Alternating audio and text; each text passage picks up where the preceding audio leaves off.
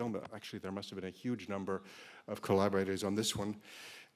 I will introduce our guests, starting beside me, to my left, with the film's producer, Yves Kugelman.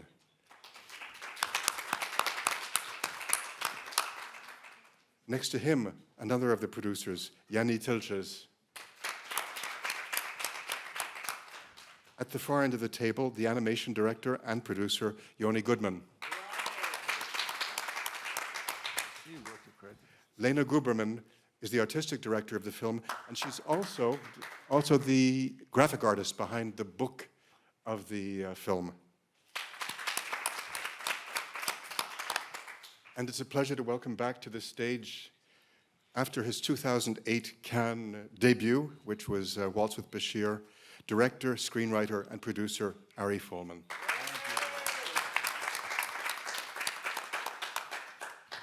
Perhaps to break the ice, I would like to ask each of you your own perspective on this question. This is obviously a labor of love. What was it, why did you feel compelled to retell this story, and why now, and what did you want to make different about this? Whoever wants to jump in. Oh, you can start. Yves. Yanni, why don't... No, I think it's on Yves, sorry. I think Yves will start because he's also part of the Anne Frank Fund in Basel. So. Yes, I think the main question is how to translate history in a new language for future and present generation. And we were thinking that animation is the best way to do it, but for this you have to find ambassadors, and history to be told needs ambassador creatives, and this is what we try to achieve with Ari. I think for us it was also important, I mean Ariel talked about it, what his script was on, because he was into the film before I jumped in to help to produce it. But what was for me really important is that the Anne Frank diary has a sort of slight feeling of dusty in the bookshelf, and people when you say, oh, Anne Frank diary, and I think it was so important what Ari made out of it, and for me also the sort of political statement that it's not only the book, it's not at all the book, it's just the message behind the book, and in what sense this message can help us to eventually, you know, do things better today than before, but Ari can for sure go on that. I saw a documentary film, I think it was 6 or 7 years ago,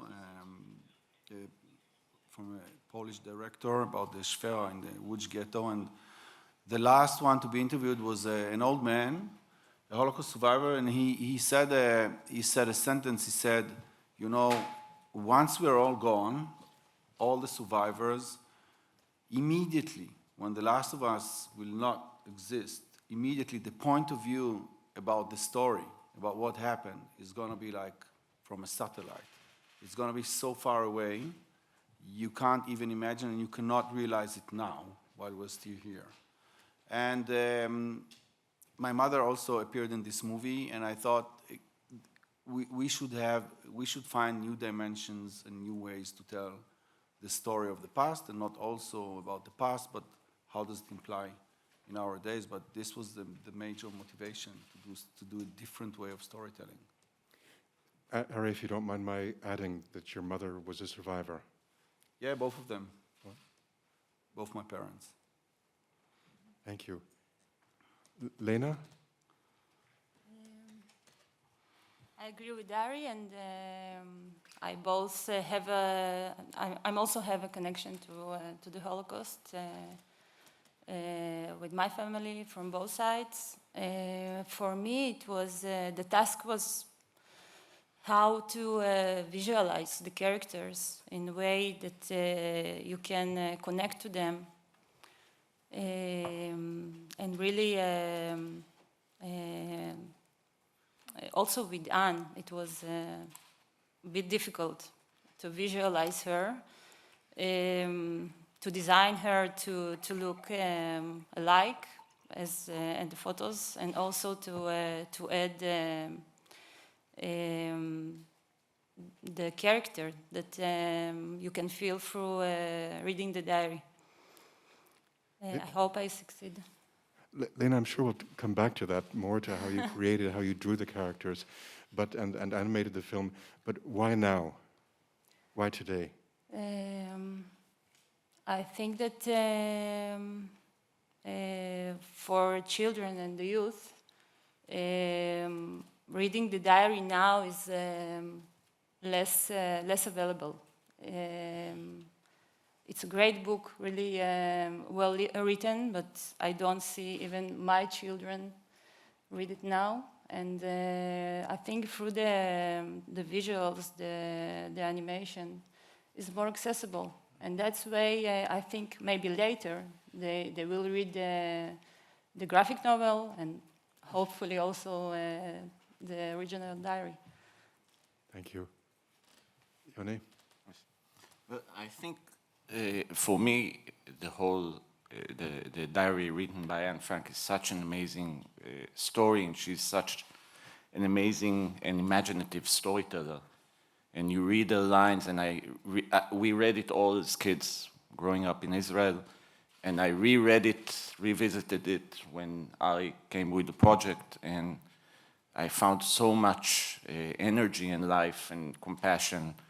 So just being able to translate that into animation form, into film, that was like a dream come true in a sense. And I think I agree with what Lena said, and we also discussed it with Ari.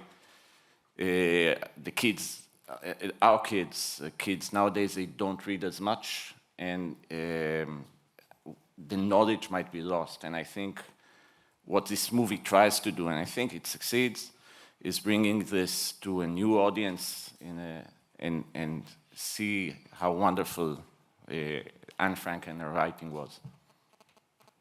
Thank you very much. We have a lot of questions, so I'll open up. Hi, I'm Avner Shavit from Walla, Israel. Ari, thanks for this beautiful, important film. I have one short question is, why is the title, Where is Anne Frank, without a question mark? And the second question is, music has always been super important in your film, starting with Saint Clara. I think it's especially important in this one. So can you talk about the soundtrack and the collaboration with Karen O? Yeah.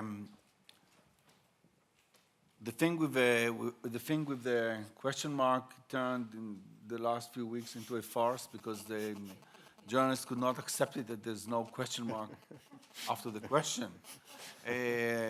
So, you know, we had to fight just on the official title here in Cannes to take out the question mark. But in general, as Yoni illustrates it beautifully, with a question mark, where is Anne Frank with a question mark? For me, it tickles with two boy and girls with flashlights looking for Anne Frank under the carpet somewhere for a 4-year-old kid's movie.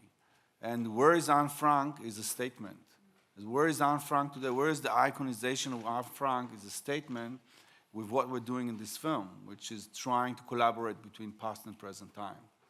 And I think the question mark would have made it a childish approach. So we took it off, and I know that in the French title, it will be, how to say it? Exclamation mark. As for Karen, obviously I know her music since the years in the beginning of the 2000s, and once I heard for the first time the soundtrack of Where the Wild Things Are, I got totally fascinated by her, and I had this compulsive habit that every flight I take, and I take too many, when I sit in my seat, I hear the entire soundtrack of that beautiful movie I adore until the takeoff. So I probably heard it hundreds of times. And I said to myself, one day when the right project comes, because this film was, I think, premiered in 2009, I will approach her and it will happen. And once we had Animatic, it was the first call we did. I think she's a genius, Karen, emotionally, what she can do with 2 tones and her voice so fast, I feel she wounds you in the heart immediately. And what she did here was amazing. I think we were lucky with the pandemic because she didn't go on stage, so she had plenty of time. And we had 2 long meetings in LA, just defining each and every scene, how I feel about it, and everything else was her interpretation. And then she collaborated with Ben Goldwasser, and they started sending materials. I think in general, the relationship between a director and a musician, it should be, with the music itself, should be love from first sight. If it doesn't work immediately, in the first intuition, music that they send you, it will never work. And with her, it was crystal clear from the very beginning. And I think what she did is just incredible. Thank you. We have one question on the left. Hi, good morning. This is Marc Garriga from Catalonia Radio. At the end of the film, there's a reference about how Holocaust denial, anti-Semitism, and racism is increasing all around the world, especially in Europe. And today in this press conference, there are so many few journalists. I hope they're following this online. But my question is, do you think that media or everybody are not paying the attention that these matters need to, or that we are not really aware of what's going on, and in which way your film can be useful for that? Thank you. I think Yves should answer that. He's the head of the Anne Frank Foundation. First of all, a film is entertainment. We don't have a political task, but it's important to have a reference at the end of the movie why we also were dealing with these topics, because when we started in 2010, 11, 12, increasing of anti-Semitism and Holocaust denial in the social media was not that big, but it changed meanwhile, so we are now in a good time to present the movie. I don't think media are not covering anti-Semitism or Holocaust denial. They do it, and it's not about media to solve the problem. It's about politics and politicians. But I hope, and we hope, that this is a door opener to have a discussion about it, because it's a major topic since 2 years. A question in the middle. Yes, madame. Hello, I'm Chiara Ugolini from La Repubblica, from Rome. A question for Mr. FOLMAN. The heart, the strong part of the movie for me is this comparison between Anne Frank's destiny and nowadays refugees' destiny. I would like you to talk a little about this idea, and if it was already in the graphic novel or is an original idea for the movie. Thank you. I would not use the term comparison because it could be used very badly, interpreted very badly. There's no comparison to the Holocaust, to any other genocide. Each one is a different story. And but what we do, I think what we try to do is to prolong the legacy of Otto Frank, and the Anne Frank Foundation is not just to memorize what happened, but try to imply it to what is going on continuously in the world. I think Otto Frank, he contributed to many organizations that were supporting children in war zones, and it was not solo about Holocaust memory. Definitely not. It's about using it as an education tool for children to what is happening around the world. And we also had the title in the end of the movie about the millions of children that were on the run from war zones. It's 70, right, in 2020. So I think 1 in 5 children. yeah, one out of 5 is in danger, and I think this is now the task, and this is what we're doing with the movie. As for your second question, before the refugee crisis in 2013, 2015, before that, when I started working on the script, the last act did not portray the refugee crisis in Europe. It was completely different, even more radical in many ways, in my opinion, and cynical. And then when the crisis started, one of the very few advantages of an endless production is you can change the script while you raise money. I completely changed the last act, and we found this generation thing going from Anne to Kitty to tell the story from Kitty to Ava, to be the keeper of the diary, and that it goes on from generation to generation. But it was late. I changed it late. Can you tell us what was it? Question was what the previous version was. I was tremendously influenced by a story I read during the research about during the siege on Sarajevo. There was a Bosnian Anne Frank, and she was writing her diary. It was the first years of online, and she called herself the Bosnian Anne Frank. And she was during the siege in huge danger. And one day there was a French crew. They took her out, and they flew her in a helicopter, and then they flew her to Paris. They interviewed her in a studio, and they asked her, how will it end? And she said, yeah, I'll probably die like Anne Frank by the end of the war, the Bosnian War. And they flew her back home. And I thought it was so insane. So I wrote something that was influenced by that story.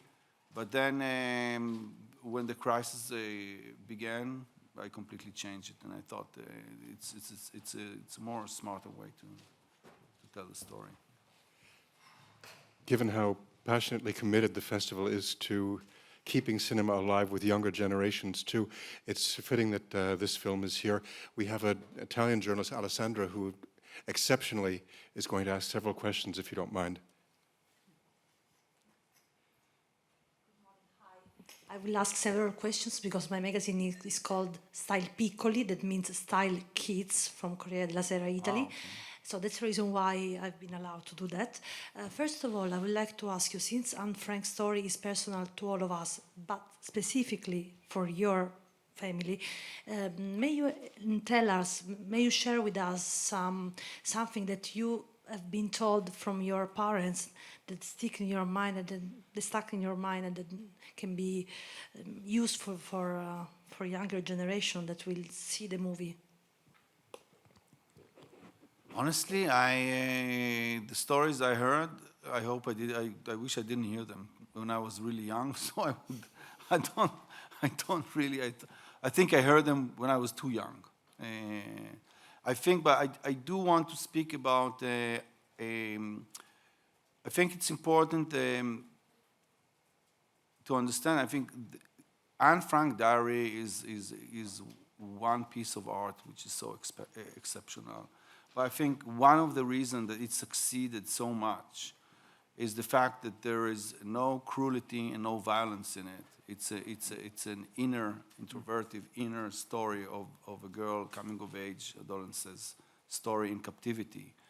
There are no horrors, no starvation horrors from the ghettos like we grew up on, no horrors of the camps, and also what we try to bring on the screen, which is the last 7 months of Anne Frank, we did not. It was never told. I mean, the perception of Anne Frank, people don't know what happened to her. They know she wrote this beautiful diary. By the way, she's not necessarily a Jewish icon. And one day she stopped writing it. Yes, they know she died, but they don't know the gap of the 7 months, which we tried to bring. And I think this is one of the reasons that it could be so successful, because it didn't really threaten kids, children with the horrors of the war, I feel. But can I just jump in here for 1 second to ask about those 7 months? Because you and Lena gave it a very specific graphic treatment. You didn't make it realistic. Can you talk about that choice of how you dealt with, presented that? Actually, we dealt with 3 different styles in this movie, actually more. First of all, we wanted to design different environments for the present time and the past time. So there is some kind of development from the basic scenes in Amsterdam, our days, to the wild imagination that Anne had. We drew a lot of from Greek ancient designs, to design the underworld and the scenes from the end of the movie. We wanted just to make it more free and more colorful, but not very, I don't know, frightening or. This is wasn't the idea.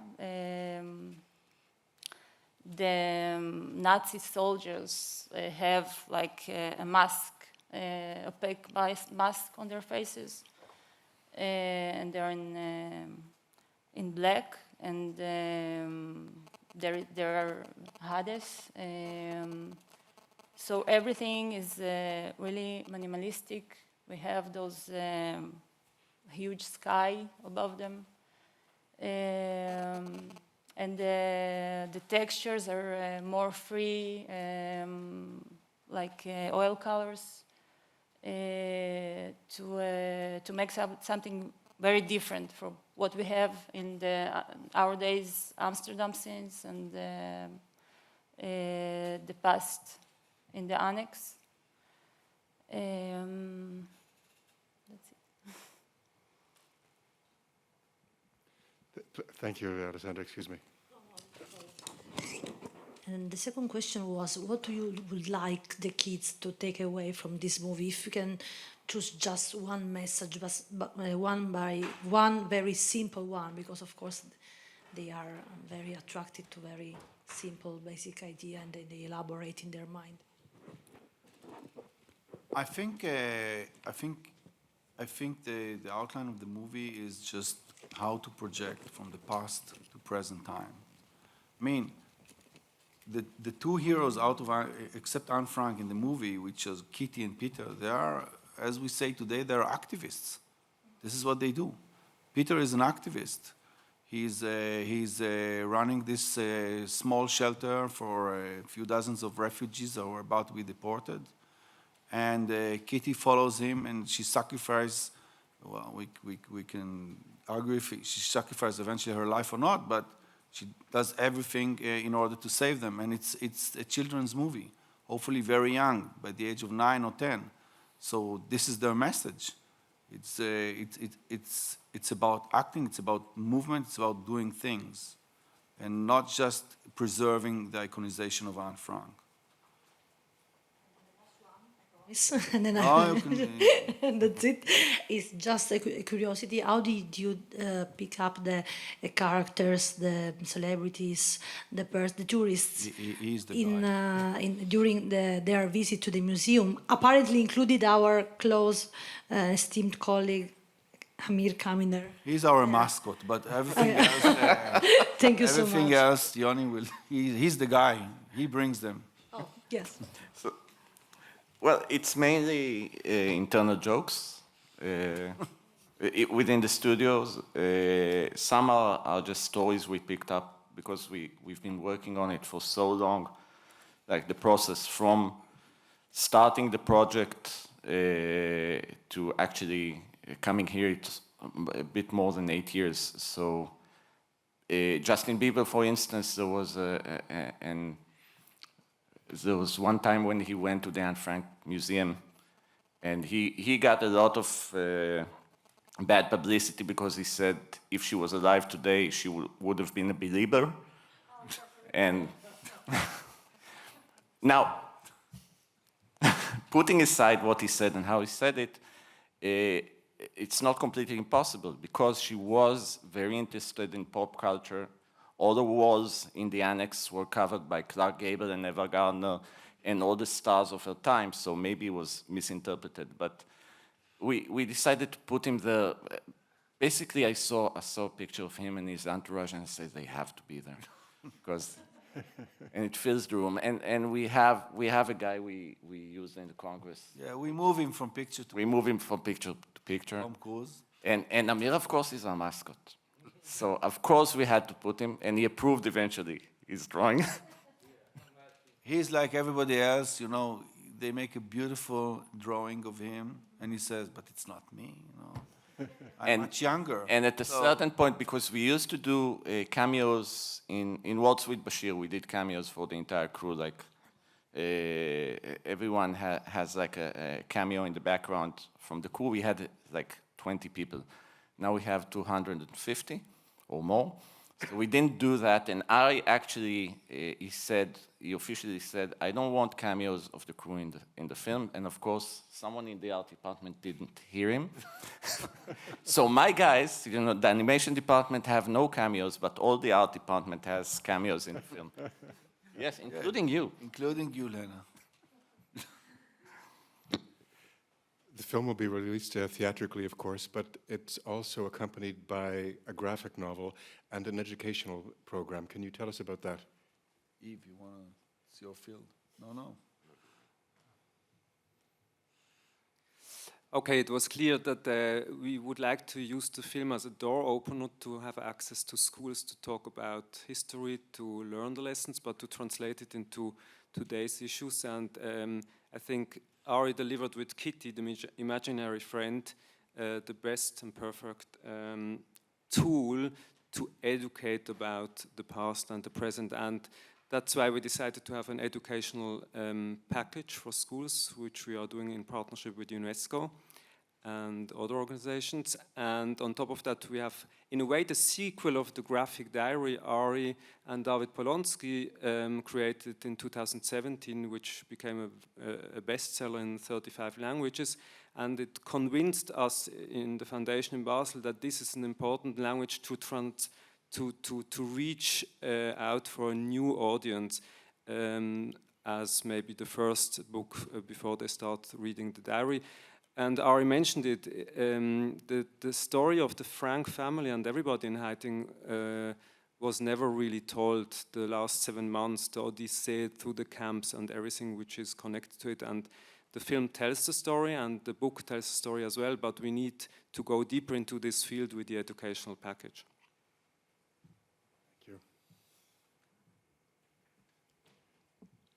Ari, perhaps I could ask you a personal question. Anne famously writes that despite everything, she believes in humanity's goodness. Do you share that conviction? No, unfortunately not. I wish I could. I think, look, I try to believe. I'm a very optimistic guy. Honestly, if I wouldn't be, we wouldn't be sitting here, because we did it against all odds, thanks to this man. But generally, unfortunately, you know, coming from a country like mine and seeing what's going around and the use of cynical politicians sending people to fight each other and kill each other, I don't believe in it. There is a lot of good, but in general, I wish I could believe this phrase. I don't. Question over here, yes. Hi. Yeah, so I see you. I can't stop talking, you know. Yeah, good. So 2 questions. First, I read yesterday your son wrote a short review of the film on Letterboxd. I think that was the cutest moment of the festival. But can you share what exactly, what did he say to you about the film? And I think he's 17, so he's the target audience of the film. So if you can share your discussions after the screening. And also, right after the screening, you took the mic, and instead of talking about yourself, you used the moment to appreciate the work of the hundreds of animators working on the film. I think that was a very noble and inspiring gesture. I wish everyone was like you. So can you talk about that? How many animators worked on the film? How did you find them? First, about my son. Did he write a good review, by the way? It's one of the best. Good. It's surprising, by the way. Look, my kids, as I'm 8 years in this, for example, my younger daughter is 14. When I started, she was 6. So she doesn't remember, as she says, life before Anne Frank, okay? They were very involved in the entire process. I think they were too much involved. Script-wise, because they grew into the project, I used to inquire them until they couldn't stand it anymore, if this works, if this doesn't work. They came with a few inventions, everything. They are very much involved in them. Even my middle son, he wanted to be involved in the financial issues. I hope he's not post-traumatized, but anyhow, he was. So they just grew up with the movie. And it was, I think it was such a big moment for them yesterday. I can't even express. They were waiting for it more than us. It's amazing. The whole house with my wife, everybody was around this movie years. It never ended. And for the second thing, I think there are not enough words to express how tough animation production is. I think Jani, who produced, I think, over 70 live-action movies, and this is his first one, he thinks it's his last one, animated movies. I think he should tell you his point of view, because for me and Yoni and Lena, it's the third time.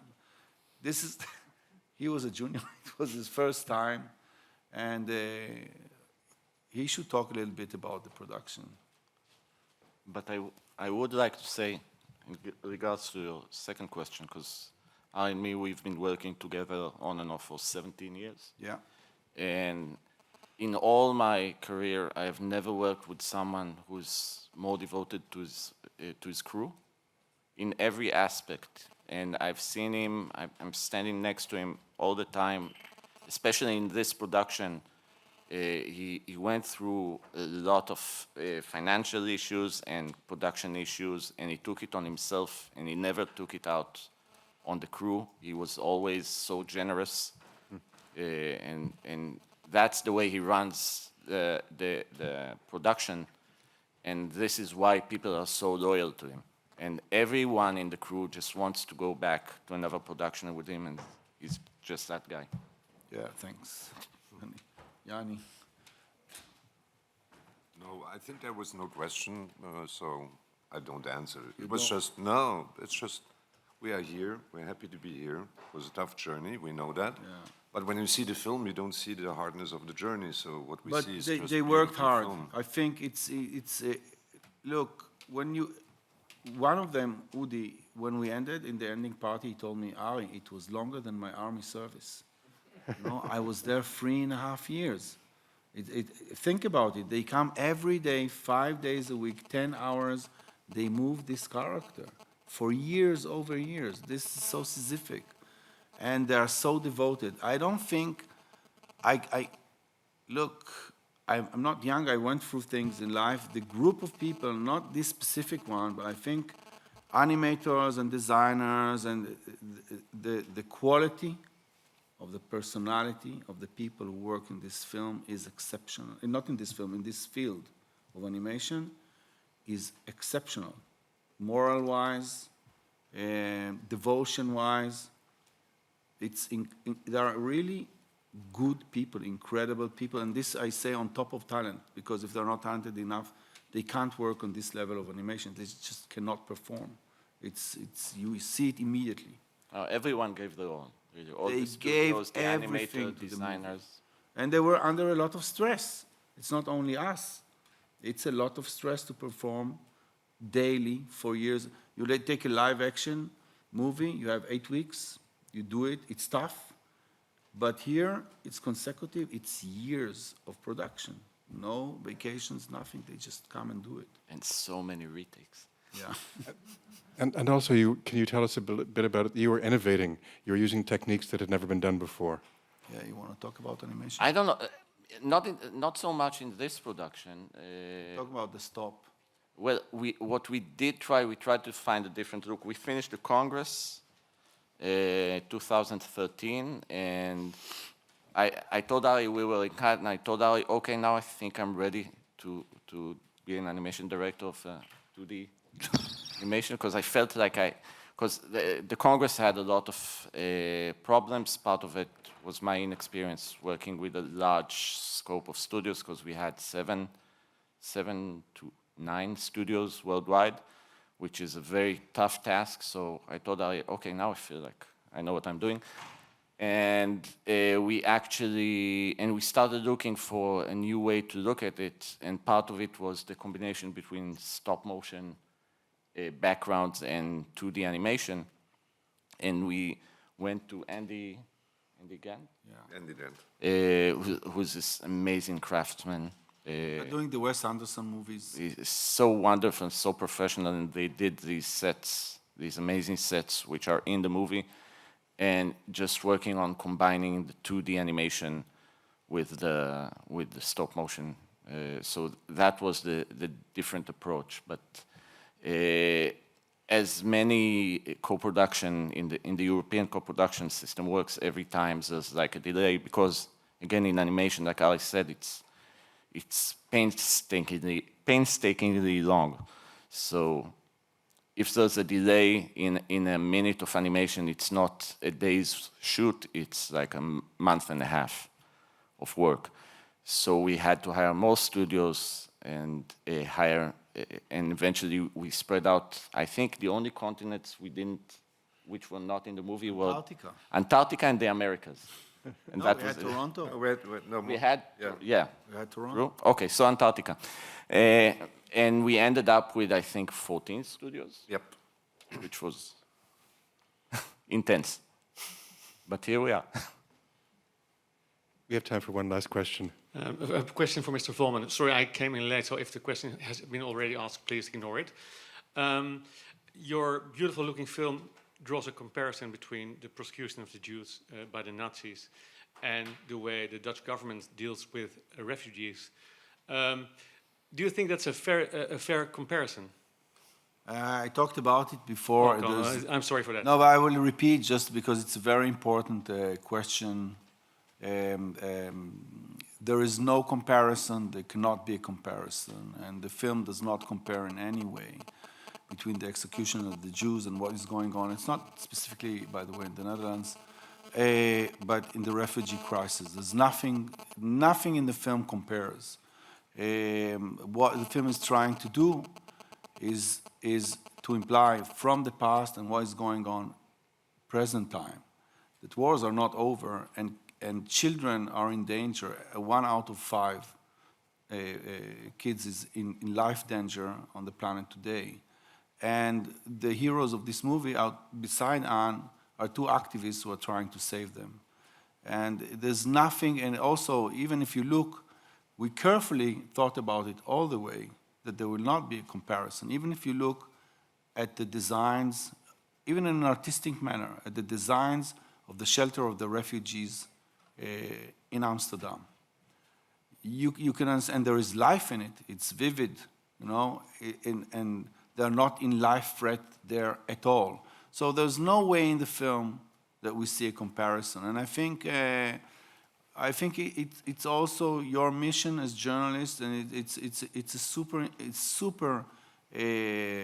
important task that you do not portray it as if there is a comparison, because it will take the discussion about this film to a completely wrong way that does not appear in the movie, no, at all.